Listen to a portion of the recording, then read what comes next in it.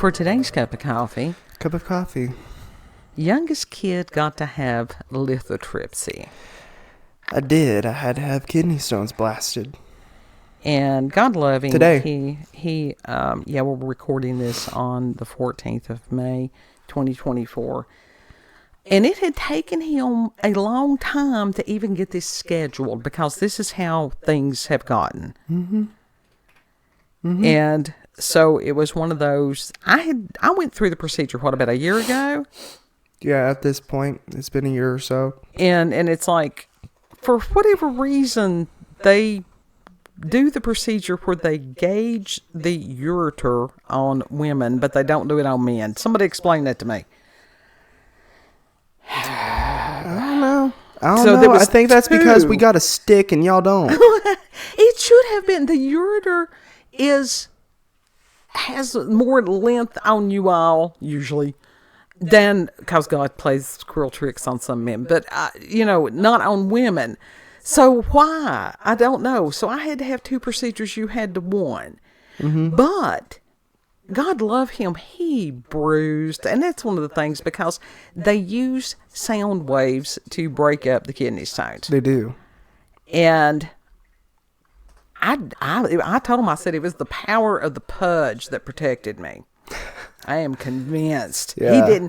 Kid does not have any pudge left. That's it. None. No. It was just straight whatever. Yeah. We still think that if we had got one of those subwoofers and put on some rave music, we could have done it at home. If I just went to a live concert, everything would have been fine. Because basically it's the same thing. Standing in the front row, right at those speakers. With your back to the speakers. Yeah. I'd have to be one of those security guards just like that, just staring at the crowd. Mm-hmm. There you go. I bet you that security guards at concerts have very low chance of getting kidney stones. Yeah, but they certainly can't hear. Well, they do have hearing protectors. They do have ear protectors. And they've got some that they cancel out certain frequencies, which is pretty cool. But it was an interesting day. Anytime you're dealing with the medical profession, it's interesting. And every time we had to do it, I'm like, thank you, God, for removing me from this. Yeah. It started because we had to be there. It was a few minutes after 10 this morning. And so 10 o'clock in the morning, and you've got the bathroom in the reception area that has no toilet paper. Now, that's a tragedy, be you male or female, but especially for women's, that's bad. And then to sit there, and it's like there were 2 soap dispensers, one of which was empty. So I did go up and tell the people, it's like, hey, y'all need some, toilet paper in the women's restroom. Mm-hmm. Because try to prevent somebody else from being inconvenienced. Right. I think they just looked at me like I was blue. I don't know, because it wasn't really a... Housekeeping, that should have... both sides were empty. Housekeeping probably didn't even know. They didn't do their job. Probably didn't even know. That means they didn't do their job, because they were supposed to... They've got one job. It's like to clean the bathrooms, make sure that the supplies are in there, take out the trash. How many people are housekeeping over there? I don't know. It's probably more than likely they were working somewhere else. They were stuck in one section, and so they couldn't get over there. Well, this is part of the problem, the way that a lot of hospitals are run these days. And that's why I was telling you, on some of this stuff, that's some of the most inefficient management, anything that you will ever find is in the medical industry. Mm-hmm. And it is an industry. Yeah. And honestly, they need to consult some people from the manufacturing world to come in and streamline some of these procedures. Yes. They do. Because in manufacturing like that, time is money. Mm-hmm. And so you have to figure out the fastest, easiest way to complete the task.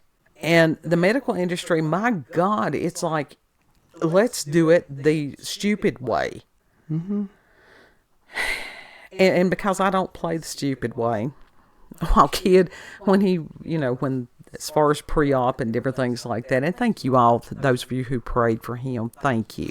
Yeah, seriously, thank you all for your prayers. Because I did use X for the power of good. It's like a kid is in pre-op, please pray for him, his kidney stone procedure. Mm-hmm. And, I mean, it was scary having to do, sure, it's scary.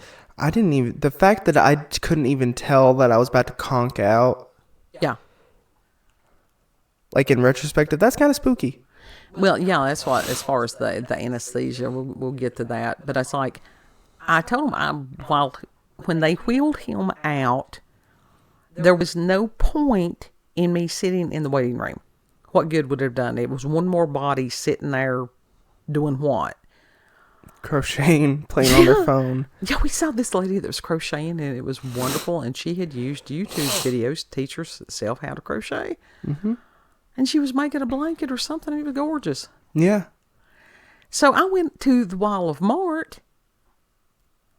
and I told the one dude, I said, it's pointless for me to be in the waiting room. Because, if everything goes well, there's nothing to do. If something goes wrong, God forbid, there's nothing I can do. Yeah. Yeah. So went to Walmart, and they had some beautiful flowers, and so I got Kit some flowers, and he did something else that he had wanted, but they didn't have that in stock, and so they had called me. It's that tan-skinned Odile face sculpt mermaid Barbie. But to come back, and he's coming out of the anesthesia. I mean, he was awake, but he was still under the anesthesia, because that affects you for a considerable amount of time. Uh-huh. Anesthesia is a fascinating thing, and it is horrifying, but I'm so grateful we have it. Yeah. It's spooky. It's spooky, though, but, like, when you're waking up, like, legit, I heard a nurse talking to, I didn't realize there was another patient right beside me. Nurse was right there talking to it, and then here I am talking, thinking that she's talking to me, and I'm like, fuck. Shit. In retrospective, I'm literally like banging cotton candy container on the thing, pointing at myself, being like, shut up, honey. There was nothing, and it's, but observe self, that would be,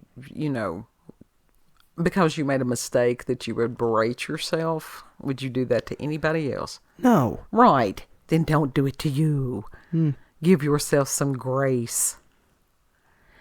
But the anesthesia, now you said that you were aware that you did have dream state during yours. Yeah, I can't remember it, but right. Like I certainly did dream. Which is interesting, because I certainly had absolutely no memory of any kind of dream state. But when I was coming out of it, I was still out of it. I have no memory of the conversation. It took you a minute to get out of it. Yeah, the conversation y'all had that it had included me. Yeah. Which had something to do with vampires. I don't even remember what he was saying about the vampires. I know it was something about it, but vampires and necrophilia.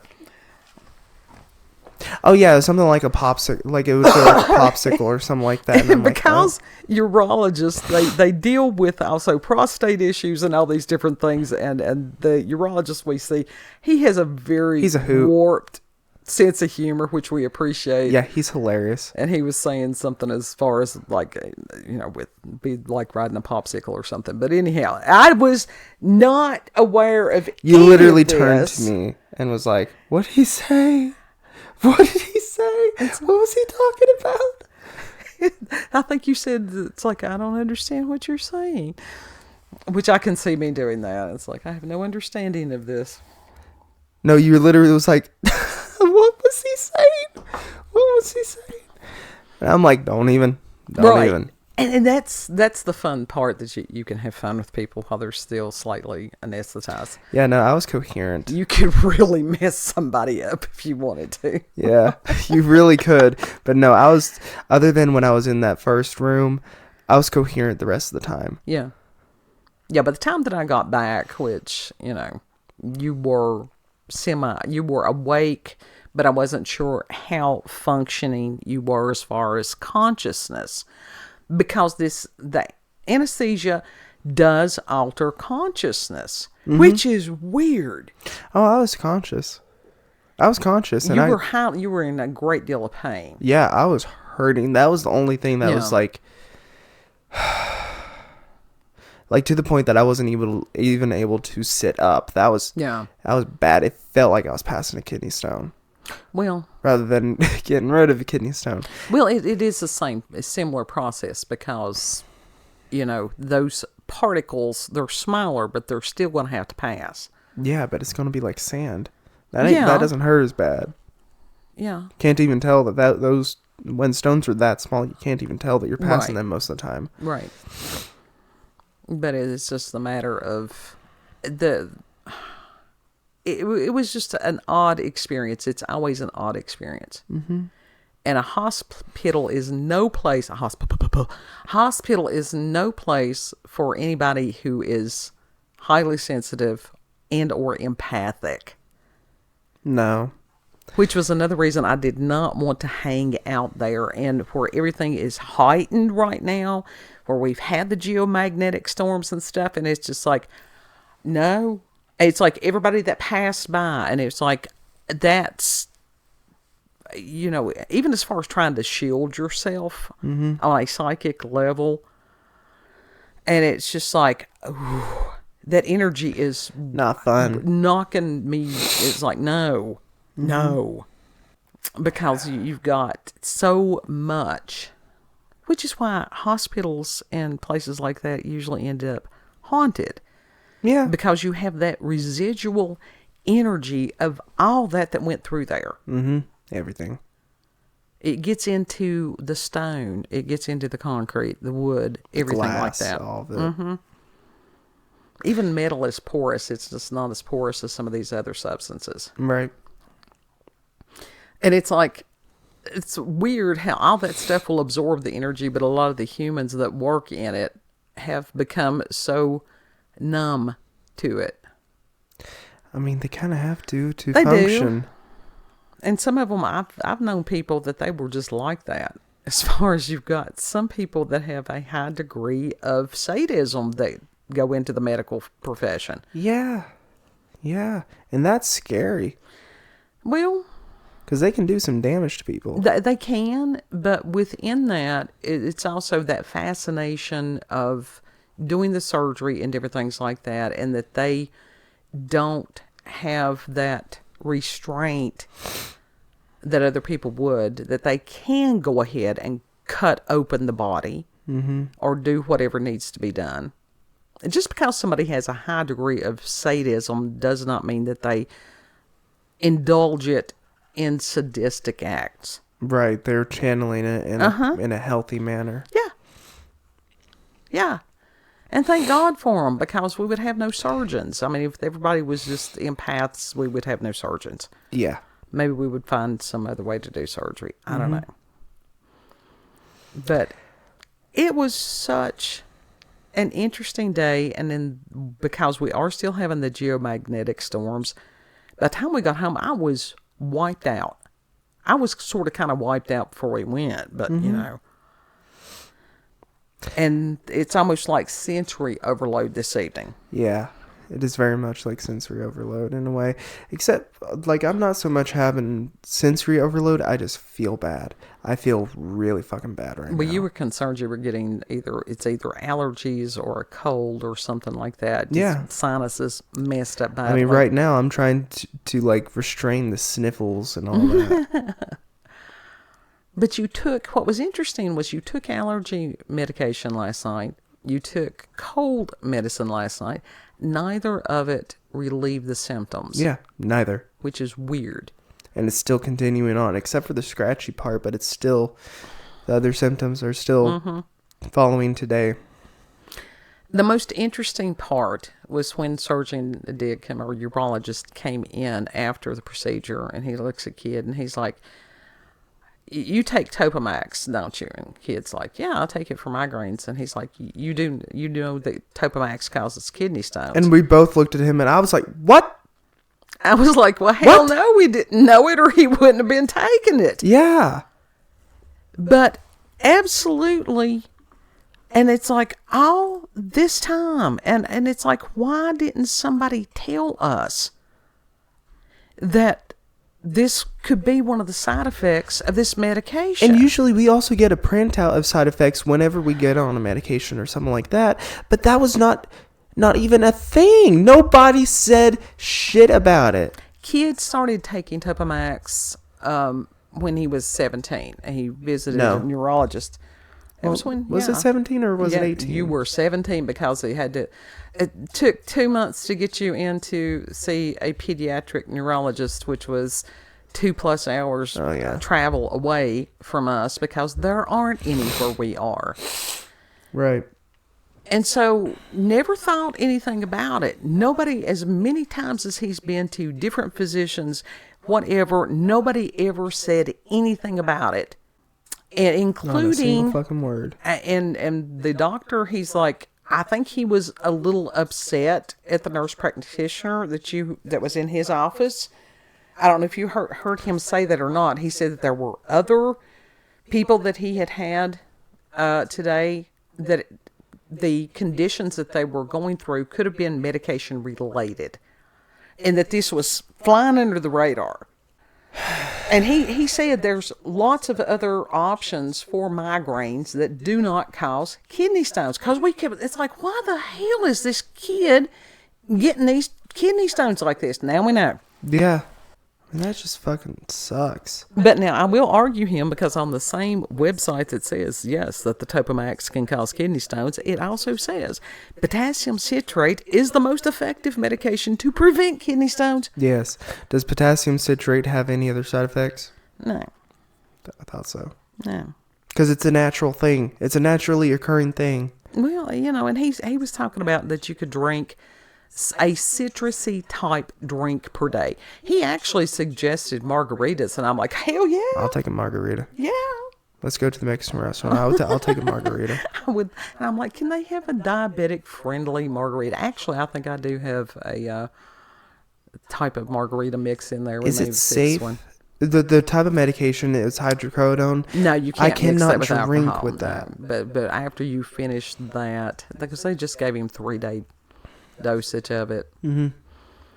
And it's like you don't. And I don't even want to be on hydrocodone because I don't like that. That scares the piss out of me. Mm-hmm. Because all of us have PTSD that live in this area because addiction is epidemic and has been for so long. Yeah. I would say that there is probably not a single family in the Appalachian Mountains that has not been affected one way or the other by addiction. That's just our reality. Mm-hmm. And so we do fear, but it's a healthy fear. Yeah. To take it and take it properly. Don't overtake it. Yeah. Only take it if you absolutely need it. Now, tomorrow you can go back on ibuprofen, which I would very much prefer that. My experience, it was more effective than this other stuff. I don't know if that, I mean, I'm not hurting as bad as I was like just a little bit ago, but I'm still hurting, so I don't think it does shit. It does. It didn't help me as far as like, with the abscesses, the dental abscesses, the ibuprofen worked much better. Mm-hmm. 800 milligrams was what I was told was the prescription strength of that, so I do that. Yeah. God love him. The power of edit. I had to use the bathroom so and bad. That's the whole point. It's the whole point. And the body is an incredible thing. And that's everybody talking about reclaiming the body, remembering the body. Yeah. I moved wrong and it hurt. And I told him I have some calendula gel that I can get him to put on the area, and that'll help with the bruising. Yeah. But at least we know part of the problem, or what could have been creating the problem. And that's the thing. If you know the origin of a problem, then you can find a solution. Yeah.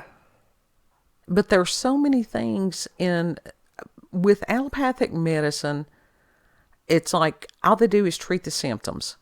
They don't even teach these people a lot of times to look for the source of the problem. No. Because it's about profit. It's about illness management. It's basically trying to prolong the illness or whatever rather than genuinely heal it. And it was just like the kid that came up here to Weed Eat, 16-year-old kid, was talking to him, and because my kid has had migraines. He started when he was little. I mean, like pre-K and stuff like that with migraines. Yeah. And the other kid, Weed Eater kid, said that he has migraines also. I said, is yours triggered by heat? And he's like, yeah. So for him to be in lawn care, that's not necessarily a good thing. No, he's not going to be able to last very long with that. But well, I just wonder, is that because there's so many jab requirements for small children now? Could that be some kind of an injury? There's a lot of people that it's not just me. I'm asking questions. Oh, don't say that. They'll say that you're an anti-vaxxer and all this I'm shit. I'm not. It's one of those, I want to know what they're doing. And I know that mama guilt that lasts forever, and to hold myself responsible for how in the hell do I do that? It's like, yes, I feel guilty for not knowing then what I know now, and shit, this is, yeah. It's a mental clusterfuck is what that is. But there's a lot of parents that go through that. Because just like whoever it was that prescribed the Topamax, I have no doubt that woman thought that she was doing the best thing possible to try to help you with the migraines. Right. She was trying. She may not even have known that one of the side effects was kidney stones. Yeah. More than likely she didn't. Because the doctors sometimes don't even know all the symptoms. They don't. That's why I've always told people, ask a pharmacist. Yeah. And we just didn't think about it. And our pharmacist, God love him. He is wonderful. He is so overwhelmed all the time. But Big Pharma doesn't want people to know. No. Because, fuck you, again, Big Pharma. Absolutely. And that's probably, just because I'm saying that, is probably going to get like a strike on YouTube or something like that. But no. There's lots of other people that has... Russell Brand is still saying it, and he's a celebrity. JFK Jr. is saying it. There's a lot of people. They don't tend to go after celebrities as often as they do plebeians. It's okay to ask questions, and especially the whole thing of science is asking questions. And when they stop people from asking questions, it's no longer science. It's something else that's insidious. Black magic. Yeah. Poison. Poisonous alchemy. Instead of death potions, poison potions, they're making death pills. Sometimes. Poison pills. Yeah. And it's just, anything can be misused. Yeah. And there's so many things. I have done this stuff for 40 some years. The research, the reading, the questioning, all this stuff. And it's like, AI is not going to stop me from asking questions. No. It's not going to stop me from seeking answers. They don't know. If you haven't heard, if you haven't seen on YouTube it was part of an interview, because they would have yeeted the whole thing. Tucker Carlson interviewed this lady about Lyme disease. That's most interesting. There's a lot of theories about Lyme disease, and there's one that makes a lot of sense too. And so I need to go back and watch that, because I actually do, as far as that was $5 a month well spent, for the subscription to that. Yeah. We don't know what we don't know. No. So, but once you do know, like I said, you can formulate a game plan. And I'm so glad that that he went through the procedure well. Yeah. And that he can now begin to heal. Yeah. And I was praying earlier, it's like, Lord, let this healing process be quick and easy. Please let it be quick and easy. Yeah. Final thoughts?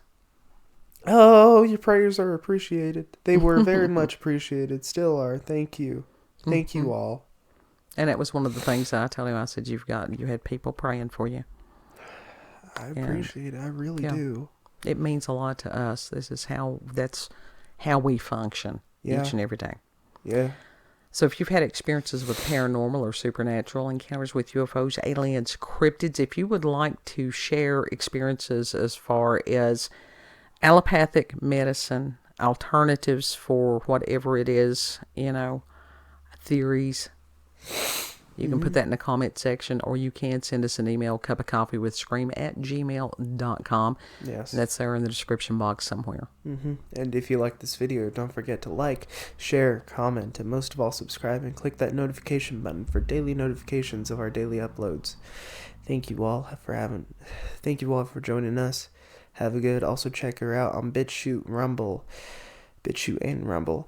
At Warlanda, Cup of Coffee with Scream. Check her out on X, previously known as Twitter, Warlanda, COCWS. It is like a radio station call sign. Pretty cool. It's pretty cool. Know that you are loved. Treat other people the way that you would like to be treated. Yes. And Lord willing, we'll see you on the next cup. Bye.